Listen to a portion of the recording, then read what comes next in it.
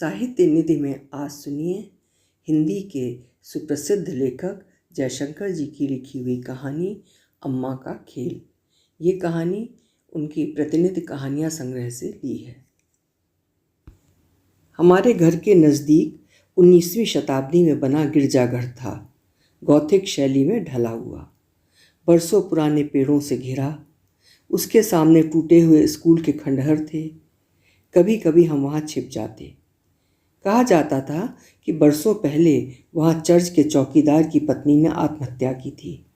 उसके बाद से वहाँ वीरानगी छा गई।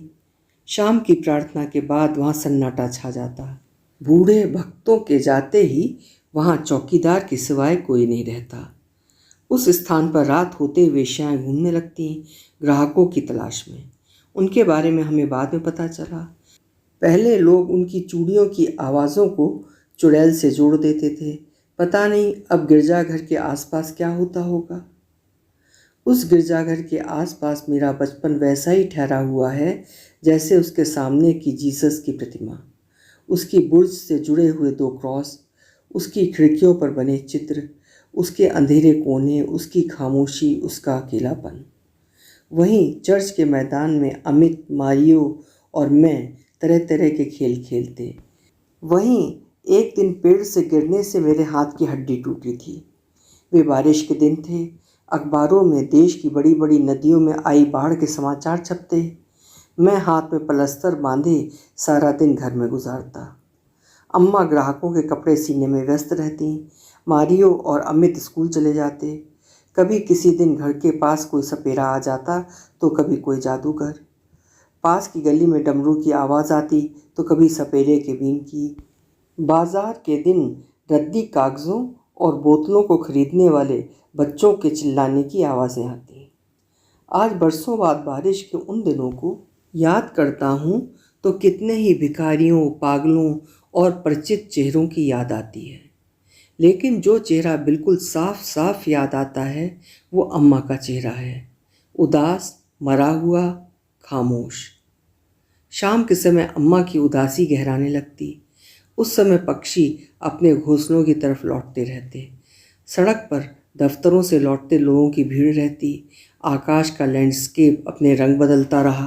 लैंप पोस्ट की बत्तियां जलने लगती। एम्प्रेस मिल के मजदूर लौटते। मैं अपनी दहलीज पर बैठकर बाहर की उदास शाम और उसमें फैलती अम्मा की उदासी देखता रहता। किसी किसी शाम मैं मारियो से मिलने खेल के मैदान में चला जाता।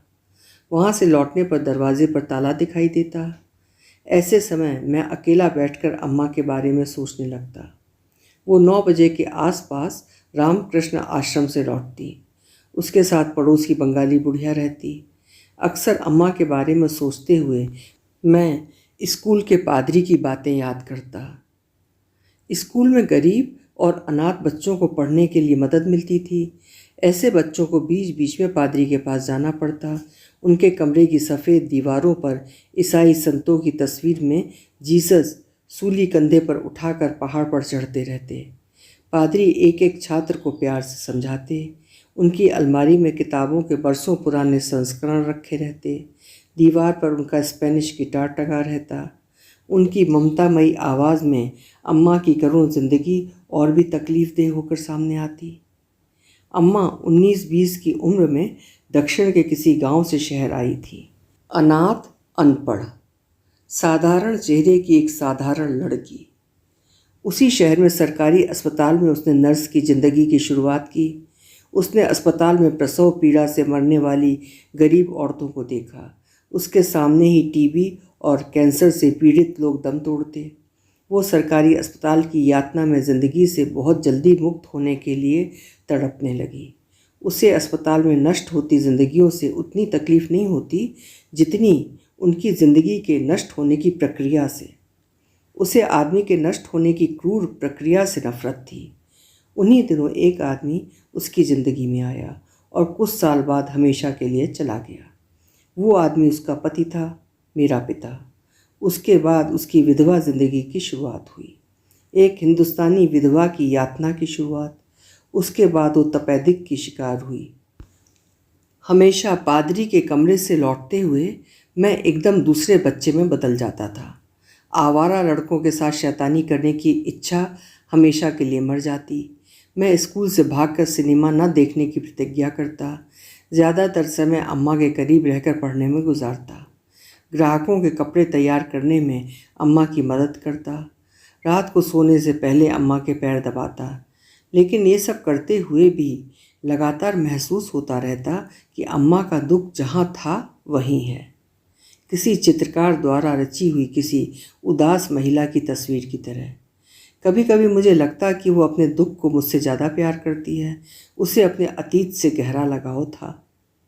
आज सोचता हूँ कि पादरी के लिए अम्मा एक दुखी औरत थी, क्योंकि वो जवानी में विधवा हो गई, क्योंकि वो तपेदिक की मरीज होकर भी लोगों के कपड़े सीती थी। मेरे लिए उसका दुख अजनबी नहीं था, लेकिन फिर भी लगता है कि वो इसलिए भी दुखी रही कि उसे अपने दुख से बहुत प्यार था। वो अपनी उदासी को किसी मासूम बच्चे की तरह सीने से चिपकाए रहती। शायद ये उसका जीने का अपना रास्ता रहा होगा। वो मेरे सामने बैठी रहती, लेकिन मुझसे मीलों दूर।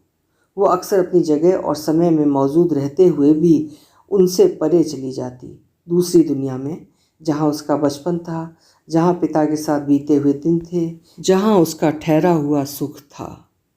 बचपन में अपनी अम्मा का इस तरह से अपने समय के परे चले जाना जादुई चमत्कार सा लगता। मशीन पर उसकी सांवली कोहनियाँ टिकी रहती। वो अपने अतीत की नदी में उतर जाती। मेरे सामने अम्मा नहीं, सिर्फ उसकी देह रहती, सांवले रंग की कमज़ोर देह, तपेदिक से बाहर निकला शरीर। मैं उसके खेल के जादुई सम्मोहन से लथपथ होकर उसकी तरफ देखता रहता। दीवार पर परमहंस की तस्वीर के नीचे उसकी छाया गिरती रहती। इस खेल को अम्मा हमेशा खेलती थी, इसलिए मैं इसे अम्मा का खेल कहा करता। कभी कभी मारियो से मैं अम्मा के इस खेल की चर्चा करता तो वो ईश्वर, जीसस, शैतान आदि के बारे में उबकाई पैदा करने वाली बकवास सुनाता। मैं अम्मा के इस खेल को किसी दूसरे अपरिचित आदमी से जोड़ना नहीं चाहता था। उस दिन भी दोपहर आज ही की तरह डरी हुई थी। अंतर सिर्फ इतना है, वो गर्मियों की दोपहर थी, सर्दियों की नहीं। धूप और गर्मी से लबालब भरी हुई दोपहर। कर्फ्यू से फैले सन्नाटे में उन दिनों की दोपहरों की शक्ल शैतानी हो जाती। वे शैतानी रातों के शैतानी दिन थे। सड़कों पर पुलिस और फायर ब्रिगेड की गाड़ियां घूमती रहती। पूरा शहर आतंक से दुबका रहता। उन्हीं दिनों मैंने हिंदू मुस्लिम दंगे जैसे शब्द को जाना था। जहाँ दंगा जारी था, वहाँ आग थी, नफरत थी, मृत्यु थी, हिंसा थी। वहाँ हिंदू थे, वहाँ मुस्लिम थे। उस समय मेरे लिए दंगे से निकला डर अंधेरे में घूमती चुड़ैल के डर से भी ज़्यादा खतरनाक था। इतनी उम्र के इतने सारे लोगों को मैंने पहली बार इतना ज़्यादा डरा हुआ देखा था। मई की उस शैतानी दोपहर में शुरू हुआ दंगा 7-8 दिनों तक चलता रहा। दंगे में कितने ही मासूम, गरीब और बेगुनाह लोग नष्ट हुए। गिरजाघर का बूढ़ा चौकीदार उनमें एक था। 7-8 दिनों में कितने ही घरों को आग में झुलसना पड़ा। हमारी बस्ती में कई लोग ऊंचे मकानों की छत पर खड़े होकर दूसरी बस्तियों में जलते घरों को देखते रहते। वे दिन मेरे लिए दुनिया को समझने के दिन थे। वे अम्मा के लिए अपनी उजाड़ जिंदगी की तरफ लौटने के दिन थे। अम्मा जलते हुए घरों को देखने पर मुझे मना करती। उसे आदमी की ज़िंदगी को इतनी क्रूरता से नष्ट होते देखकर गहरी तकलीफ़ होती। अपनी ज़िंदगी में उसने बहुत कुछ नष्ट होते हुए देखा था और वो नष्ट होने की यातना को जानती थी। दंगे के कुछ बरसों बाद ही अस्पताल में उसकी मृत्यु हुई। उस समय मैं मैट्रिक में था। जब मैं उसके लिए चाय लेकर पहुंचा, तब अम्मा नहीं, अम्मा की लाश थी, नीले रंग की चादर से लिपटी हुई। उसके आसपास बंगाली बुढ़िया और मारियो की अम्मा खड़ी थी। उसके सिरहाने पादरी के नाम लिखा हुआ अधूरा प्रार्थना पत्र था। उसके करीब ही अम्मा का चश्मा और पेन। अस्पताल के गलियारे में मृत्यु से उपजा सन्नाटा और दुख था। अम्मा की देह मेरे सामने थी, लेकिन अम्मा मुझसे मीलों दूर। जनवरी की उस सुबह उसने अपने खेल को अंतिम बार खेला था। उसकी शव यात्रा में 7-8 लोग थे। घर में उसकी आत्मा के लिए प्रार्थना करने पड़ोस के सभी लोग आए थे। अम्मा की मृत देह के करीब खड़े हुए पादरी को देखकर मैं चीख चीख कर रोया था। अपने बचपन के शहर में मेरे वो अंतिम दिन थे। अभी आप सुन रहे थे लेखक जयशंकर जी की कहानी अम्मा का खेल।